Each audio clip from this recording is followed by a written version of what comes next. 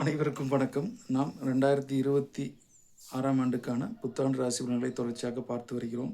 இன்று நாம் பார்க்க இருக்கின்ற ராசி காலப்புருஷ தத்துவத்தின் 10வது ராசியான மகர ராசி. மகர ராசிக்கு அதிபதியாக சனி பகவான் வருகிறார்.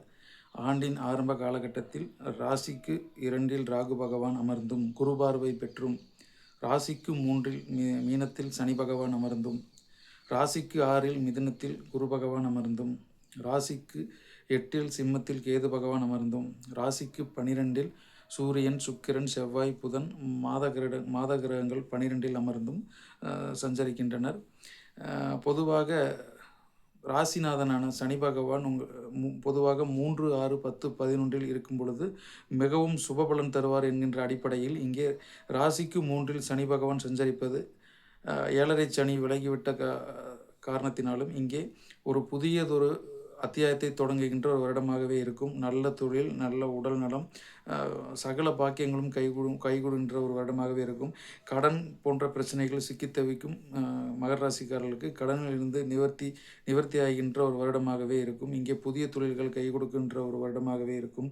இங்கே பேச்சுத்துறை, அடகு தொழில், வட்டி தொழில், கன்சல்டிங் இது போன்ற துறையில் இருக்கும் மகர ராசிக்காரர்களுக்கு நிச்சயம் நல்ல ஒரு லாபங்கள் ஏற்படுகின்ற வருடமாகவே இருக்கும். ராசிக்கு 2ல் ராகு பகவான் இருந்து சுபகாரியங்களை தடைப்படுத்தி வந்தாலும் இங்கே குருவின் பார்வை ஓரளவு ராகு பகவானின் கெடுபலங்களை குறைக்கின்றது. எனவே இங்கு மே மாதத்திற்கு பிறகு ஏற்படுகின்ற குரு பெயர்ச்சியால் இங்கே ராசிக்கு 7ல் குரு பகவான் அமர்ந்து ராசியோடு சம்பந்தம் படுகின்ற ஒரு அமைப்பில் நிச்சயமாக திருமண தடைகள் விளங்கும். ராசியை ஒரு சுபர் பார்ப்பது, இங்கே ராகு கேதுக்கள் 2, 8ல் அமர்ந்திருந்தாலும் இங்கே ராசியை சுபர் பார்ப்பது, ராசிக்கு 7ல் குரு பகவான் வருவது திருமணம், புத்திரம் இது போன்ற அமைப்புகளுக்கு நல்ல ஒரு பலன்களை ஏற்படுத்தி கொடுக்கின்ற வருடமாகவே இருக்கும்.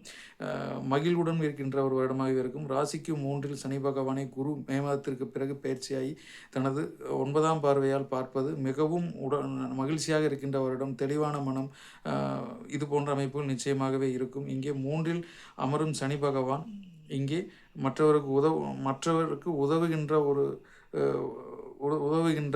ஒரு அமைப்பை ஏற்படுத்தி கொடுப்பார். இங்கே மற்றவருக்கு உதவுகின்ற அளவிற்கு நம்மளுடைய மகர ராசிக்காரர்களுடைய பொருளாதாரத்தை உயர்த்துவார். இங்கே 12ஆம் இடத்தோடு தொடர்பு கொள்வதால், ஆண்டின் ஆரம்ப காலகட்டத்திலே குரு பகவான் 12ஆம் ராசியோடு தொடர்பு கொள்வதால் இங்கே கொடுக்கல் வாங்கல், ஏற்றுமதி இறக்குமதி, நூலாடை, காய்கறி ஏற்றுமதி இறக்குமதி, வெளிநாடுகளுக்கு ஏற்றுமதி இறக்குமதி செய்யும் மகர ராசிக்காரர்களுக்கு பொருளாதாரத்தில் மிகவும் சிறப்பாக ஒரு ஆண்டாகவே இருக்கும்.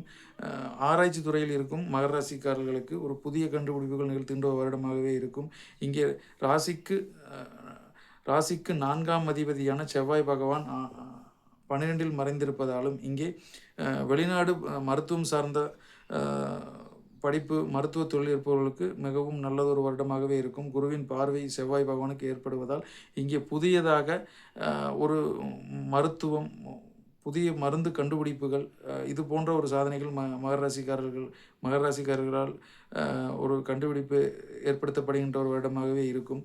இங்கே ராசிக்கு 7ல் அமர்வது, மே மாதத்திற்கு பிறகு ராசிக்கு 7ல் குரு பகவான் அமர்வது இங்கே 11ஆம் இடத்தை பார்ப்பதாலும் இங்கே 11ஆம் இடமும் தனது அபிலாஷைகளை பூர்த்தி செய்கின்ற இடமாகவும், உபஜயஸ்தானத்தை குரு பகவான் 11ஆம் இடத்தை வலுப்படுத்துவது சகல சௌபாக்கியங்களையும் ஐஸ்வர்யங்களையும் அள்ளி கொடுக்கின்ற வருடமாகவே இருக்கும்.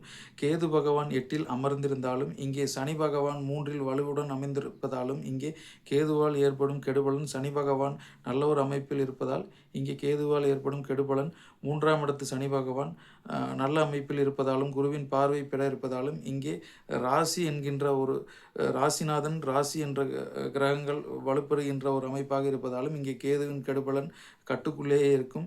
எனவே பெரும் கெடுபலன்கள் இல்லாமல் ஒரு நல்லதொரு வருடமாகவே இருக்கும். இங்கே திருமணம் ஆகாது இருக்கும் மகர ராசிக்காரர்களுக்கு 2026ஆம் ஆண்டு நிச்சயம் திருமணம் கூடுகின்ற ஒரு அமைப்பாகவே இருக்கும். திருமணம் செய்து புத்திர பாக்கியத்திற்கு காத்திருக்கும் மகர ராசிக்காரர்களுக்கு 11ஆம் இடத்தை பார்ப்பதாலும் இங்கே புத்திர பாக்கியம் ஏற்படுகின்ற ஒரு வருடமாகவே இருக்கும்.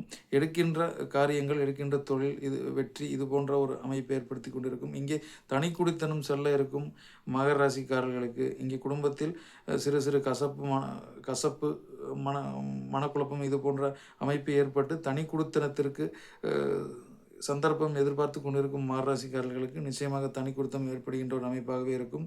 இங்கே தொழில் இடமாற்றம் போன்ற அமைப்புகளும் சுப அமைப்பில் ஏற்படுகின்ற ஒரு வருடமாகவே இருக்கும். எனவே ஒட்டுமொத்தமாக ஒரு 80% மகர ராசிக்காரர்களுக்கு சிறப்பான ஒரு வருடமாகவே இருக்கும் என்று சொல்லி மீண்டும் மற்றொரு பதிவில் சந்திப்போம். நன்றி, வணக்கம்.